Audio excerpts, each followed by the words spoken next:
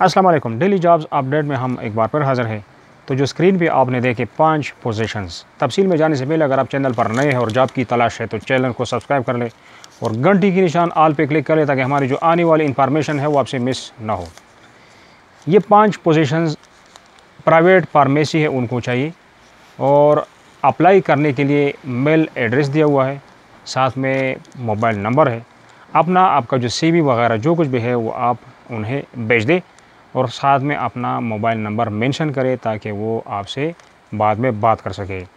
और 1 दिन 2 दिन बाद आप कॉल करके मिला भी सकते हैं, अपना पूछ भी सकते हैं जो है अपना CV के बारे में। तो नोट कर ले, छोटे हरूफ में scm.IRAPHARMA@gmail.com ये इनका मेल एड्रेस है। और जो मोबाइल नंबर है वो नोट कर ले, 0319 310 8002 ये इनका मोबाइल नंबर है। तो ये थी आज की अपडेट। नेक्स्ट अपडेट के लिए खुदा हाफिज़।